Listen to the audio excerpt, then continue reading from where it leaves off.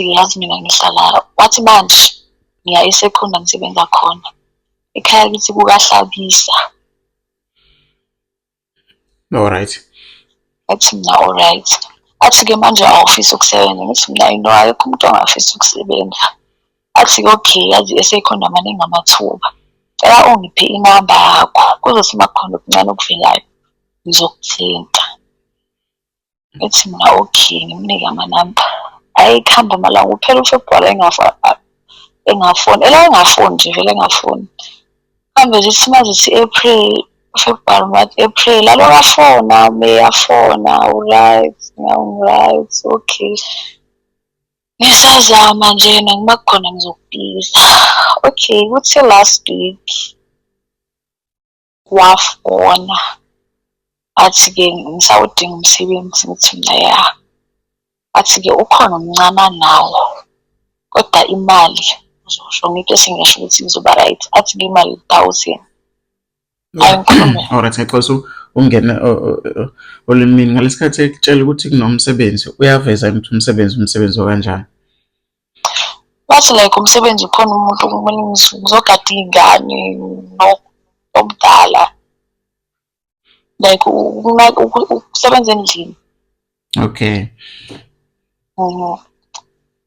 Ngithi mina okay, ngoba ngiyayidinga imali. It's fine, ngizokhuluma nomama bese-ke ngizokhuluma nje nabasekhaya bese-ke ngiyabona nabo bayangibonisa.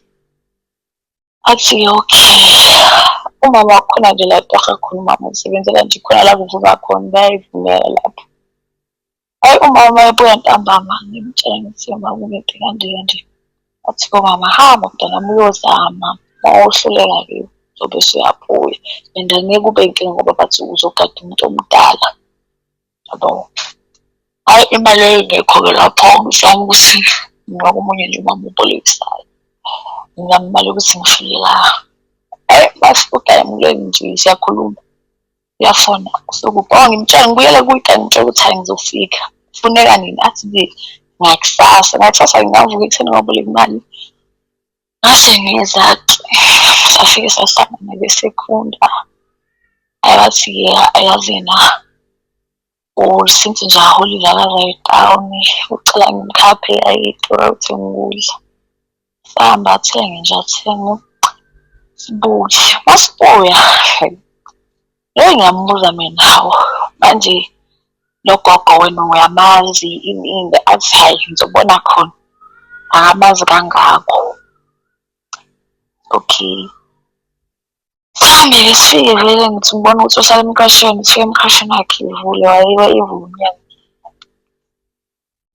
ngingene kungolesi ngeke ngolesi ya. Alright, nemqashweni wakhe manje anila kade kuthe angisho uthi siyobeka izinto endlini phela ngisho uthengele ukudla. Okay. Hayi masifika vele sifika nje ngaselithokushona kuyoshaya u-6 abeke izinto athi-ke angihlale phansi. Hayi angimlindi. Hayi ugayi akhiphe kwakunesele ivosfet efrijini. Ngibona akhiphe ivose alibeka alijofrosta. Athi ufuna ubraya ini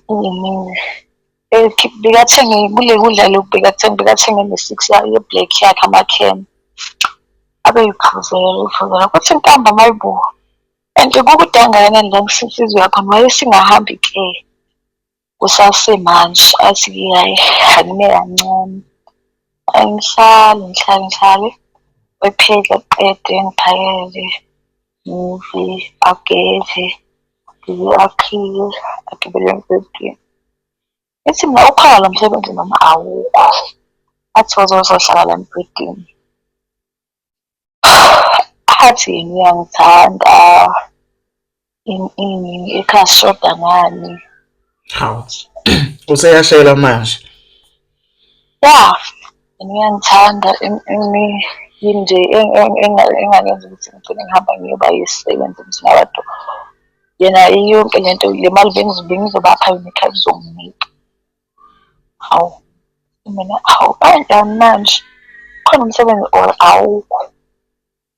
athi-ke hhayi uma ngingayizwa-ke lento ayishoyo akasazi-ke yena alale. Ehlala esitulweni ngihlala uphile ngihlala. Kanti ifoni yami ngalowo mzuzu icime endleleni.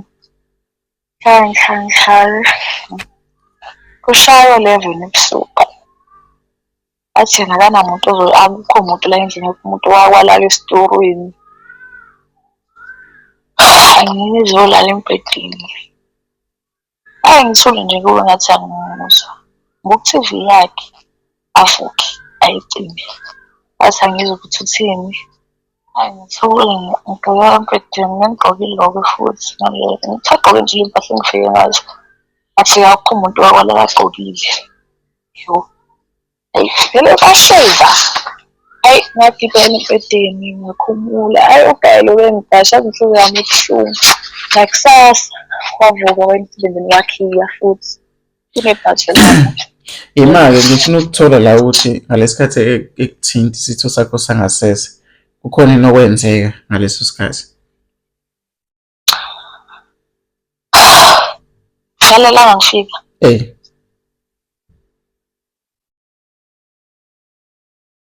Asilokho sixabana njena angithinta ngibhekele naphinda ngithinte ngemuva athi athi mina ngisukela namuhla ngisho ngumfazi wakhe ayikho into angikaze angenzele yona.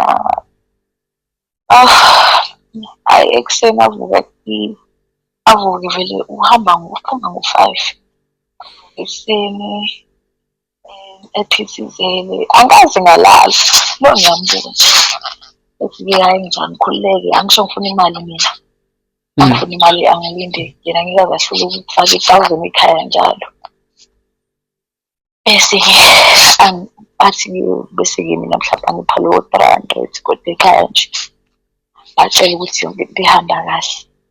Uma ngabe kunikeza u-300 uma ngabe kunikeza u-300 uthi ekhaya uzoyifaka imali abayidingayo bese mina uyangipha nje leyo 300 ukuthi nami ngibone ukuthi ngiyenzani. Alright. Unokubuza? Ungaqhubeka. Ngathi sehambe-ke aye emsebenzini aphinde akhiye ahambe nefoni yami. Ahambe nayo injalo u-charger ngifuna usebenzisa i-Hawaii. Ngisebenzisa nje lama-charge lawa ajwayelekile amancane. Eqoqe imali la endlini aphinde akhiye asho ukuthi ngizohlala lana ukuze abuye ngizoze ngijwayele vele nje mina yena akanayo intombi ngizoba umfazi wakhe ngizoba nengane kuningi nje izinto azisho. Into engifuna ukuyithola la dadewethu ukuthi ngiyabona uphendula umbuzo wami. Awuthini? Ukuthi ngosuku lokuqala ufika endlini yakhe nalala noma wakuphoqa ukuthi nigcine senilala. Yilo nto engifuna ukuyithola. Nakulezi ezinye iy'nsuku uma ngabe ebuya futhi because senihlala ndawonye njengamanje angithi. Niyalala yini uyakuphoqa yini ukuthi nilale? Yabona nje izolo like ungithethise kwaze kwasa angibambe nje plana mningi vele nje ngivume kanjalo ngazuthi ngiyathanda. Uyangibamba angiphoqoze ihlathi yangitshela ukuthi uzongibulala kuningi nje akwenzayo. Ekuphoqa ukuthi nilale. So usho ukuthi ngamanye amazwi uyakudlwengula kahle kahle.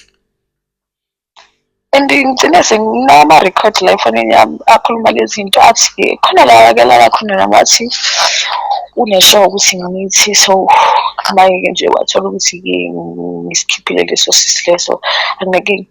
Bathi-ke uzongimisa izolo lokhu azama ukulanda ngithi mina ngicela ngiyeke yenze ngabe sengarekhoda wathi-ke ya ngimithi uyakwazi lokho and uzothenga amaphilisi ufanele ngiyikhiphe leso sisi akasafuni ingane nami mina ngisile uyangisaba manje angizama yabo. So njengamanje yini ofisa ukuthi abantu bekusize ngayo nje kulesi story sakho njengamanje? Angifuni ukuba la endlini, ngifuna at umuntu ohlala around, angihlalise kuze kuphele inyanga bese-ke ngiyakwazi ukuthi ngibuyele ekhaya. So wacabanga uvula i-case mhlampe? Ngiyafana ngeke ngize ngivule i-case bese ngiphinde ngibuya la endlini. Yo. Yo. Hayi kunzima. So akekho umuntu mhlawumbe okwaxhumana naye nje kwifamily yakho mhlawumbe umtshele nje ngalesi simo lesi mhlawumbe omunye ngaphandle kama wakho? Because ngizwe ukuthi uma wakho Usisi uyasaba wami, ukumtshela because ngeke ngamtshela usisi wami nje, ngimtshelile naye. Asho ukuthi yena akazi ukuthi uzokwenza njani, usekudeni, akanawo nemali, usazama i-boyfriend yakhe. Kuyafana lo muntu namhlanje akakalokhi. Kusasa kwazi bani noma uzophila futhi angikhiyele. Namhlanje nje mhlawumbe uma ngingathola usizo ngingakwazi ukuhamba ngithathe iy'mpahla zami ngihambe. so manje uma ngabe emsebenzini ukukhiyela endlini la aqashe khona bakhona abantu aba-around lapho? Because omunye umuntu uzothi mhlampe why ungakhulumi nabantu aba-around lapho abaseduze mhlampe uripothe udaba lwakho ukuthi unenkinga ekanje kanje kanje ucela bekusize cishe bekuboleka imali uphindele ekhaya noma ngingazama izolo ukufika la. Abize omunye ugayi nje nawe uyayithizela. Ngathi-ke mina yazi nginenkinga kanjena, khona indlela angangisiza ngayo. Wathi yena hheyi, ayikho nje into angasiza ngayo, nawe uyamsaba lo mfo cause umuntu ongakhulumi selokhu afika nje la basicishe sawubona wakhe.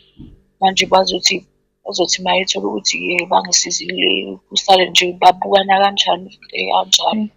Uma kukhona umuntu ongangisiza noma bangasangisizanga ngemali but uma bengingaba khona-ke it's fine. Noma nje just ukuthi ngiphume nje la endlini ngingakwazi-ke lapho ukuthi uma sengiqoqe izinto zami zonke ngahamba, ngiyazi ukuthi ngiyahamba vele ayisekho into engiyidingayo, angisancenganga indlu, ngiyazi ukuthi ngiyahlala la ngihlala khona, iyafika imali ye-grant ngiyagibela ngayo. Ngakhona-ke nalapho ukuyovula i-case.